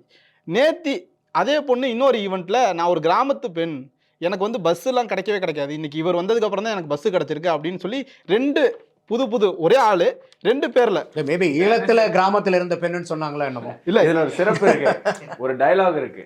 அதே வேற காஸ்டியூமா நான் அதே டெய்லர்னு வாங்கல, இது அந்த டைலாக் கூட சொல்ல முடியாது, ஏன்னா 2 ஒரே காஸ்டியூம். அந்த பொண்ணுக்கு அந்த ஈவெண்ட்டுக்கு ஒரே ட்ரெஸ். இந்த மாதிரி மனிதர்களை ஒரு இஷ்யூ வரும்போது அவங்களுடைய இனத்தை தூண்டி, இது அரசியலை தாண்டி இப்போ விளம்பரத்துக்கே வந்துருச்சு. டீ விற்கிறவன் தமிழன் குடிக்கும் டீ, பிரஷ் பேஸ்ட் விற்கிறவன் தமிழர்களின் பல்லு வலிமையாக இருக்கிறதுக்கு எங்கள் பேஸ்ட்டை பயன்படுத்துங்க. ஸோ இந்த இனத்தை இந்த அரசியல்வாதிகள் எந்த அளவுக்கு மக்களை வந்து பிரித்து ஆனால் இவங்கெல்லாம் யோகியம் மாதிரி பேசுவாங்க. ஏதோ இந்தியாவில் ஒரே ஒரு கட்சியும் ஒரே ஒரு இயக்கமும் தான் மக்களை பிரிக்கிறாங்க, நாங்களாம் உத்தமர்கள், நாங்களாம் காந்தி வழி வந்திருக்கோம், நாங்களாம் பெரியார் வழி வந்திருக்கோம், நாங்களாம் உத்தமர்கள்னு சொல்லி இவங்களுடைய இந்த டிவைசிவ் பொலிட்டிக்ஸு அட்வர்டைஸ்மெண்ட் வரைக்கும் போயிருக்கு. அப்படின்னு சொல்லும்போது சினிமா அரசியல்லேருந்து அப்படியே சினிமாவுக்கு வந்தது. சினிமாவில் பிரிக்கிறது, ஒரு வட இந்தியாவிலேருந்து வரவன் வில்லன், இங்க தமிழ்நாட்டில இருந்து போறவன் ஹீரோ. அதை எப்படி பாக்குறாங்க அப்படின்னா பாருங்க, நீங்க அதை எப்படி பாக்குறாங்க அப்படின்னா, நீங்க எனக்கு வாக்கு வங்கியா இருந்தீங்கன்னா நான் உங்க கூட அண்ணன் தம்பி, நாங்கெல்லாம் அண்ணன் தம்பியா பழகுறோம் அப்படிம்பாங்க. இதே நீங்க உங்களால எனக்கு எதுவும் பிரயோஜனம் இல்லை அப்படின்னா, நீ வேற மாநிலத்தவன், நீ வேற மொழி, ஸோ உன்னால எனக்கு பிரயோஜனம் இருந்தா நீ என்னோட அண்ணன் தம்பி, பிரயோஜனம் இல்லைன்னா நீ வேறு மாநிலத்தவன். Valid point. நான் அந்த பாயிண்ட்டுக்கு வரேன். இப்போ ஒரு கட்டத்தில் இந்தியா முழுக்க ஒரு பேச்சு இருந்தது, இன்டலெக்சுவல், அதுக்கப்புறம் லிட்ரேட்டில் பயங்கரமான முன்னேறிய மாநிலம் எது அப்படின்னா கேரளா, வெஸ்ட் பெங்கால் சொல்லுவாங்க. ஏன்னா இந்த 2 மாநிலத்தில் தான் கம்யூனிஸ்ட் இருந்தாங்க. இந்த கம்யூனிஸ்ட் தான் பத்திரிகை, சினிமா, ஊடகம் எல்லா இடத்துலையுமே ஆதிக்கம் செலுத்தி. வெஸ்ட் பெங்கால் குறிப்பிட்ட மாதிரி வந்து பார்த்தீங்கன்னா they're very very developed in academy side. Yes நிறைய நோபல் லாரேட்ஸ் எல்லாமே வருவாங்க. அதனால ரைட் அப்ஸ்ல பூராமே ரொம்ப ஸ்ட்ராங். ஃப்ரீடம் ஃபைட்டிங்ஸ்ல அதே மாதிரி லிட்ரேச்சர்ல பார்த்தீங்கன்னா ஒரு அவங்களும் ஸ்ட்ராங். ஒரு கட்டத்துக்கு மேல அதிகமான லிட்ரேச்சர் இன்னைக்கு இந்தியாவில் எந்த லாங்குவேஜில் இருக்குன்னா மலையாளம்னு சொல்லலாம். இதெல்லாம் உண்மைதான். ஆனால் அதை அட்வர்டைஸ் பண்ணாங்க, ஏன்னா இந்த 2 ஸ்டேட்டில் கம்யூனிஸ்ட் இருந்தாங்க. இப்போ கம்யூனிஸ்ட் என்ன பண்ணுறாங்கன்னா, எங்கெல்லாம் அவங்கள மக்கள் தள்ளுறாங்களோ, அவங்கள ரிசீவ் பண்ணிக்கலையோ, இப்போ காங்கிரஸும் அந்த ஸ்டெப் எடுத்திருக்கு. ஏன்னா காங்கிரஸ் இன்னைக்கு ஒரு எக்ஸ்டெண்டட் கம்யூனிஸ்டாக இருக்குது, ஒரு அர்பன் நக்சலினுடைய ஒரு எக்ஸ்டெண்டட் வெர்ஷனாக காங்கிரஸ் மாறி இருக்கும். ஏன்னா எந்தெந்த மாநிலம்லாம் அவங்கள ரிஜெக்ட் பண்ணுதோ, யூபியை கிண்டல் பண்ணுறாங்க, மத்திய பிரதேஷை கிண்டல் பண்றாங்க, குஜராத்தை கிண்டல் பண்றாங்க, இப்போ வெஸ்ட் பெங்காலையும் கிண்டல் பண்ண ஆரம்பிச்சிருக்காங்க, பீகாரை என்னையிலேருந்தும் கிண்டல் பண்றாங்க, நார்த் ஈஸ்ட்ல அவங்க வைப்ட் அவுட், காங்கிரஸும் கம்யூனிஸ்டும் வைப்ட் அவுட், அங்கே ரீஜனல் பார்ட்டி வர்சஸ் பிஜேபி தான், அவங்கள கிண்டல் பண்றாங்க. கர்நாடகாவை ஒரு கட்டத்தில் கிண்டல் பண்ணாங்க. ஸோ இப்படி எந்தெந்த ஸ்டேட்ல அவங்க நீங்க சொன்ன மாதிரி அவங்கள ரிஜெக்ட் பண்றாங்களோ அந்த மக்களை வில்லனைஸ் பண்ண ஆரம்பிக்கிறாங்க. இந்த அரசியலை பொதுமக்கள் புரிஞ்சுக்கணும். இன்னைக்கு தமிழ்நாட்டில் இருக்கக்கூடிய வியூவர்ஸ், நம்மளுடைய வியூவர்ஸ் புரிஞ்சுக்கணும். இன்னைக்கு நீங்க கம்யூனிஸ்ட் கூட்டணியில் இருக்கக்கூடிய, காங்கிரஸ் கூட்டணியில் இருக்கக்கூடிய ஒரு கட்சிக்கு ஆதரவு தெரிவிக்கிறதுனால நீங்கள் உங்களை வந்து இவங்க அப்படியே தமிழண்டா, தமிழர்கள் அப்படிடா இப்படிடான்னு நாளைக்கே நீங்கள் மாற்றி ஓட்டு போட்டிங்கன்னா உங்களை காரி துப்பிட்டு தொடச்சிக்கிட்டு போயிட்டே இருப்பாங்க. இவங்க ஒரு செகண்ட் கூட யோசிக்க மாட்டாங்க. அப்படிங்கிறது தான் என்னுடைய பாயிண்ட் ஆஃப் வியூ. நீங்கள் சொல்லுங்க. இல்லை இது கரெக்டு தான். என்ன காரணம்னு கேட்டிங்கனாக்கா, இன்றைக்கி கம்யூனிஸ்ட் வந்து they are in a very very critical stage. They are in ICU, existential கிரைசிஸில் இருக்காங்க. இன்றைக்கி வந்து வெஸ்ட் பெங்காலில் தே ஆர் நோ மோர். எல்லாம் either they are with Mamata or they are with BJP. எல்லாமே வந்து அங்கே தேர் இஸ் நோ மோர். கேரளாலையும் வந்து பார்த்திங்கன்னா கம்ப்ளீட் க்ரைசிஸில் இருக்காங்க இப்போ அவங்க. So BJP is making inroads அங்கே. ஸோ அவங்களுக்கு வந்து ஏற்கனவே காங்கிரஸ் வந்து அங்கே ஸ்ட்ராங்காக இருக்காங்க ஓரளவுக்கு. ஸோ எப்படியாவது ஒன்று மாற்றி மாற்றி வந்துட்டு இருக்காங்க. பட் ஸ்டில் இன்றைக்கி இங்கே சிபிஐ வந்து இன்றைக்கும் ஓரளவுக்கு ஒரு பார்ட்டியாக இருக்காங்கன்னா, இன்றைக்கி டிஎம்கே கூட இருக்கிறனால, அவங்களுக்கு அந்த சீட்டு இருக்கிறனால தான் இன்றைக்கி அவங்களால இருக்க முடியுது. இப்போ தமிழ்நாடும் வந்து கம்யூனிஸ்ட்டுகளை கழட்டி விட்டுச்சுன்னா, கம்யூனிஸ்ட்டுகள் வந்து கேரளாவை தவிர வேறு எங்கேயுமே இல்லை. அந்த அளவுக்கு வந்து அவங்க வந்து ஒரு ஐடியாலஜி வந்து பயங்கர கிரைசிஸில் இருக்குது. அப்போ இன்றைக்கி இந்த இருக்கக்கூடிய சூழ்நிலையில் வந்து நம்ம ஒரு பொலிட்டிக்கல் பார்ட்டியாக அவங்க இருக்கக்கூடியவங்க இன்றைக்கி எப்படி மக்களை வந்து அவங்க மக்களுக்காக தான் இருக்கணும். எந்த கட்சியாக இருந்தாலும் at the end of the day நீங்கள் எந்த இடத்துல அரசியல் பண்ணுறீங்க. இப்போ தேசிய கட்சியாக அவங்க தேசிய ஒட்டுமொத்த பறந்து விரிந்த தேசிய பார்வை இருக்கும். இன்றைக்கி மாநில கட்சிகளுக்கு மாநில பார்வை இருக்கும்.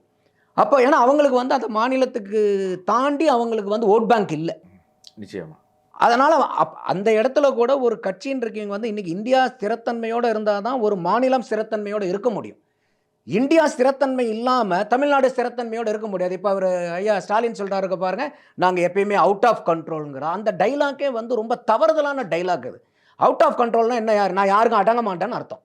அது அடங்க மாட்டான் ஒருத்தர் கத்தி. அப்போ இப்படி தான் இப்போ நானே வந்து ஒரு முதலமைச்சராக இருக்கிறாள் வந்து என்னை யாரும் அடக்க முடியாது, நான் அடங்காதவன் அப்படின்னு இந்த டி ராஜேந்தர் தான் அந்த நிறைய அந்த டைலாக்லாம் வரும் பாருங்க, அடங்காதவர் அந்த மாதிரிலாம் வந்து ஒரு சீஃப் மினிஸ்டர் வந்து I am always out of கண்ட்ரோல்னா என்ன, இது always out of control.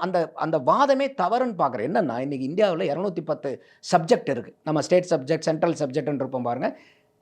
Central subject வந்து உங்களுக்கு 97, ஸ்டேட் சப்ஜெக்ட் 66, கன்கரண்ட் லிஸ்ட் 47. அப்போ இந்த 210ல் 66 தான் ஸ்டேட் கவர்மெண்ட்டுக்கிட்ட இருக்குது. மீதி கன்கரண்ட் லிஸ்ட்டில் கூட சென்ட்ரல் கவர்மெண்ட் தான் ஹேவிங் அன் அப்பர் ஹேண்ட். அப்போ மீதி இருக்கக்கூடிய 114 வந்து there central government is having a say. மீதி 66 தான் ஒரு ஸ்டேட் கவர்மெண்ட் இருக்குங்கும்போது எப்படி வந்து நீங்கள் அவுட் ஆஃப் கண்ட்ரோல் ஆகிட முடியும்? இது இவரன்னு இல்லை. அப்போ இது என்னன்னா, இந்த அவுட் ஆஃப் கண்ட்ரோலுங்கிற சொல்கிற டைலாகே எதுக்குன்னா, இது வந்து ஒரு சினிமா டைலாக் மாதிரி சொல்லி இதில் வந்து இன்றைக்கி இருக்கக்கூடிய ஒரு ஓட்டர்ஸ் இப்போ எல்லாருமே வந்து விஜயை பார்த்து ஒரு குற்றச்சாட்டு வைப்பாங்க. இவங்க திமுக கூட அரசியல் வயப்படுத்துங்க, மக்களை பூரா அரசியல் வயப்படுத்துங்க. நீங்கள் என்ன அரசியல் வயப்படுத்திட்டு இருக்கிறீங்க? நாங்கள் அவுட் ஆஃப் கண்ட்ரோல்னு சொல்கிறது தான் அரசியல் வயப்படுத்துறதா, அரசியல் மயப்படுத்துறதா? அப்போ இன்றைக்கி 210 சப்ஜெக்டில் வந்து 66 தான் ஸ்டேட்னுடைய கண்ட்ரோலு, நீதி 114 சென்ட்ரல் கவர்மெண்ட்னுடைய கண்ட்ரோலில் இருக்கும்போது இதையெல்லாம் மக்களுக்கு புரிய வச்சு செய்யாமல் நீங்கள் வந்து நாங்கள் எப்பயுமே அவுட் ஆஃப் கண்ட்ரோல்னா இது வெறும் ஏதாவது ஒரு சினிமேட்டிக் ஒரு சீனை கிரியேட் பண்ணி ஒரு டைலாகை பேசி ஒரு வாக்காளனை வந்து ஒரு சினிமா ரசிகனாக மாற்றிக்கிட்டு இருக்கீங்க. இதுதான் அரசியல் வயப்படுத்துறதா? அப்போ இதெல்லாம் வந்து ரொம்ப தவறுதலான ஒரு நடைமுறை இவங்க படுத்துகிறாங்க. அப்போ இன்றைக்கி வந்து வரக்கூடிய கட்சியை பார்த்து இவங்க கேள்வி கேட்குறீங்க. 75 ஆண்டு கால கட்சி, நீங்கள் என்ன பண்ணிட்டு இருக்கீங்க? உங்களுடைய மக்களை எங்கேயாவது அரசியல் வயப்படுத்திருக்கீங்களா? இன்றைக்கி மீட்டிங்க்கு வந்தாங்கன்னா சேர் இருக்க மாட்டேங்குது. மீட்டிங் முடிஞ்ச போது சேரை தூக்கிட்டு போயிடுறாங்க. வாழைத்தார் லைனாக கட்டுறாங்க, வாழைத்தார் இருக்க மாட்டேங்குது, தொங்கு பிச்சை எடுத்துக்கிட்டு ஓடிடுறாங்க. இன்றைக்கி வந்து ஒரு அது என்னது பூத் கமிட்டி மாநாடுன்னு திருவண்ணாமலையில் போடுறாங்க. கடைசியில் அங்கே வந்து பார்த்தீங்கன்னா கொள்கை படம் போட்டாங்க. பார்த்தீங்களா இல்லையா? ஒரு கல் ஒரு கண்ணாடி தான் கொள்கை படம். அங்கே அந்த மாநாட்டில் ஒரு கல் ஒரு கண்ணாடி தான் கொள்கை படமாக அங்கே ஓடிக்கிட்டு இருக்கு. 5 கொள்கை தலைவர் யாருன்னு 20 வருஷமா பூத் கமிட்டி தலைவராக இருக்கிறவர்கிட்ட கேட்டால் உதயநிதிங்கிற. அப்போ இவங்கெல்லாம் வந்து இன்னைக்கு விஜயை பார்த்து இன்னைக்கு வந்து இவங்க நக்கல் நயாண்டி பண்ணுற கோஷ்டி. 75 வயசான கட்சிக்கு உங்களுக்கு என்ன தகுதி தராதரம் இருக்கு? அவங்க 2 வருஷம் கூட ஆகல. அவங்க 75 வயசு, நீங்க 2 வயசு கூட ஒன்றும் தொடல. செகண்ட் பர்த்டேவே செலிப்ரேட் பண்ணல. அப்போ நீங்க என்ன அரசியல் மயப்படுத்திருக்கீங்க உங்க கட்சிக்காரங்களை? அப்போ இந்த அளவுக்கு நீங்க தொண்டர்களை வச்சுக்கிட்டு இந்த அளவுக்கு நீங்க, ஏன்னா இப்போ இன்னைக்கு என்ன ஆயிடுச்சுன்னா, இந்த அரசியல் இவங்களுக்கு எல்லாமே என்ன ஒரு தைரியம்னா, எப்படியோ இந்த எலெக்ஷன் வரும்லப்பா, எலெக்ஷன் வரும்போது காசு கொடுத்துடலாம்ப்பா. இப்போ விஜய் வந்தனால என்ன ஆகி போச்சுன்னா, வாக்காளர்களுக்கு என்னவோ இந்த 1000 2000க்குலாம் இன்னைக்கு மடிய மாட்டாங்க. விஜய் வந்தனால இன்னைக்கு ஒரு 4000 5000 கொடுத்தாகணுங்கிற ஒரு அந்த கடுப்பு வேற திமுக கூட்டணிக்கு இருக்குது. இப்போ ஐயோ, இப்போ நம்ம வந்து ரேட் ஏறி போய் ரேட்டை ஏற்றிட்டாரே விஜய், என்ன பண்ணுறது நமக்கு. இப்போ இவர் புதுசாக அரசியலுக்கு வந்து அரசியல் மட்டும் இவர் நெருக்கடி கொடுக்கல விஜய், இந்த பணப்பட்டுவாடாலே நீங்கள் நெருக்கடி பண்ணிட்டார். சாதாரணமாக பழைய ஆட்களுக்கு நம்ம கொடுத்த மாதிரி ஒரு குவார்டர் பிரியாணி ஒரு 500 ரூபா கொடுத்தா இன்றைக்கி செல்லுபடி ஆகாது, இன்றைக்கி 1000 ரூபா கொடுத்தாலும் பத்தாது, 2000 3000 4000 போகணும் போல இருக்குன்னு அந்த கடுப்பு வேறு இவங்களுக்கெல்லாம் விஜயை பார்த்து. ஸோ அப்போ நீங்கள் என்ன மாதிரி ஒரு அரசியலை நீங்கள் மக்கள்கிட்ட நீங்கள் கொண்டு போகிறீங்கிறது. ஏன்னா இன்றைக்கி வந்து ஒரு ஹை டைம். அந்த காலத்துலலாம் வந்து பார்த்தீங்கன்னாக்க இன்றைக்கி ஒரு திமுக இருந்துச்சுன்னா அவர் ஐயா ஸ்டாலின் அவர்கள் சொல்கிற மாதிரியே முரசொலியை படிச்சுக்கிட்டு எல்லோரும் சுற்றி உட்காந்து அந்த பேப்பரில் வர்றது மட்டும்தான் அவங்களுக்கு வந்து எல்லாம். இன்றைக்கி அப்படி இல்லை. இன்றைக்கி இன்டர்நெட் கையில் இருக்குது, பையன் கையில் மொபைல் ஃபோன் இருக்குது, அவனுக்கு சுற்றி ஒரு 100 பொலிட்டிக்கல் பிஹெச்டி உட்காந்துருக்காங்க, பொலிட்டிக்கல் சயின்ஸ் பிஹெச்டி ஒரு மொபைலுக்குள்ளார அதுக்கு மேலே உட்காந்துருக்காங்க. அப்போ இன்றைக்கெலாம் மக்களை ஏமாற்ற முடியாது.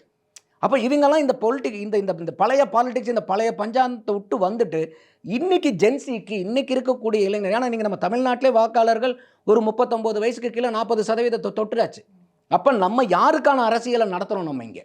அப்போ நம்ம வருங்கால இந்தியாவுக்கான வருங்கால தமிழகத்துக்கு உண்டான அரசியலை நீங்கள் நடத்தணும். அப்போ வருங்கால மக்களை, வருங்கால இளைஞர்களை நீங்கள் எப்படி வழிகாட்டுறீங்க? இவன் வடக்கத்தவன், இவன் மதராசி, இவன் ஹிந்து, இவன் கிறிஸ்டினு, இவன் தலித்து, இவன் நான் தலித்து, இப்படியா நீங்கள் அடையாளப்படுத்த போகிறீங்க? அப்போ இது வந்து ரொம்ப பிரிவினைவாதம். இப்போ நிறையா பேர் இப்போ வந்து எல்லாத்தையுமே வந்து இல்லை போலரைஸ் பண்ணுறாங்க. யார் போலரைஸ் பண்ணல? அதனால தான் நான் சொன்னேன், இன்றைக்கி எல்லா பார்ட்டியும் நான் அலிகேஷன் பண்ணுறேன். இப்போ இவங்க இன்றைக்கி திராவிட முன்னேற்ற கழகம் போலரைஸ் பண்ணலையா? இப்போ ஒன்றும் இல்லை, இப்போ இன்றைக்கி திருப்பரங்குன்றம் வந்துச்சுல்ல, இன்றைக்கி இதே ஜட்ஜ்மெண்ட் இந்த மதத்தை மட்டும் நீங்கள் இன்டர்சேஞ்ச் பண்ணிவிடுங்க, வைஸ் வர்சா நீங்கள் பண்ணி இன்றைக்கி வந்து ஒரு முஸ்லீம்களுக்கு சாதகமாக ஒரு கோர்ட்டில் சட்டம் வந்திருந்து தீர்ப்பு வந்திருந்துச்சுன்னா, இன்றைக்கி வரைக்கும் இல்லை இதை நான் நிறைவேற்றினா பெரும்பான்மையாக இருக்கக்கூடிய இந்துக்கள் வந்து அவங்க வந்து கஷ்டப்படுவாங்க, சிரமப்படுவாங்க, அவங்க வந்து மத பிரச்சனை வந்துடும், இன்றைக்கி வரைக்கும் திமுக நிறைவேற்றாமல் பார்த்தோமே, நிறைவேற்றாம இருந்திருப்பாங்களா? இல்ல மலையே வந்து இஸ்லாமியர்களுக்கு எழுதி கொடுத்துட்டு முருகரை கொஞ்சம் ஓரமா வச்சுக்கிங்கன்னு சொன்னாலும் அது செய்யும். அப்போ நம்ம என்ன சொல்றோம்னா, நீங்க சட்டத்தின் ஆட்சியை தான் செய்யணும். சட்டம் என்ன சொல்லுது? நீங்க திராவிட கழகமா இருங்க, இல்ல வந்து ஒரு பாரதிய ஜனதாவா இருங்க, இல்ல ஒரு தமிழ் தேசியமா இருங்க, நீங்க யாரா வேணா இருங்க, ஆட்கள் ஆளக்கூடியங்க. ஆனா நீங்க யாருனுடைய ஆட்சி இங்க நடக்கணும்? சட்டத்தினுடைய ஆட்சி தான் நடக்கணும்.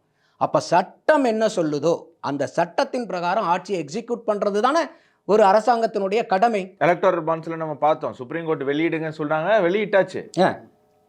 அவங்க நாங்க வெளியிட மாட்டோம், இது எங்களுடைய கொள்கை, நாங்க வந்து வாக்கு கொடுத்துட்டோம்ட்டு மத்திய அரசு வந்து அதை மூடி வைக்கல, பண்ணக்கூடாது, வெளியே விட்டாச்சு. At the end of the day எல்லாத்துக்குமே வந்து கோர்ட்டு தான். இன்னைக்கு நமக்கு வந்து யாரா இருந்தாலுமே அரசியல்வாதிகளுக்கே ஒரு பிரச்சனைனா கூட அவங்க எங்க போய் நின்று ஆகணும்?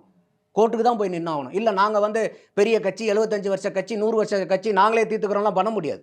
அப்போ நம்ம country and state is run by land of law. அப்போ அதுக்கு மரியாதை கொடுக்கணும் எந்த கட்சிகளாக.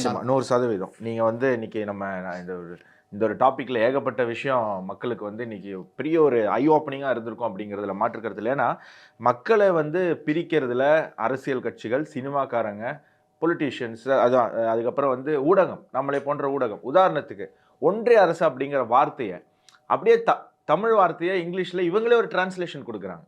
உதாரணத்துக்கு இப்போ ஆங்கர்னா என்ன தமிழில் என்ன சொல்லணும்? நெறியாளர் தானே, நங்கூரம்னு சொல்ல முடியும், நங்கூரம்னு போட்டுக்கணும் இனிமேல் எல்லாரும்.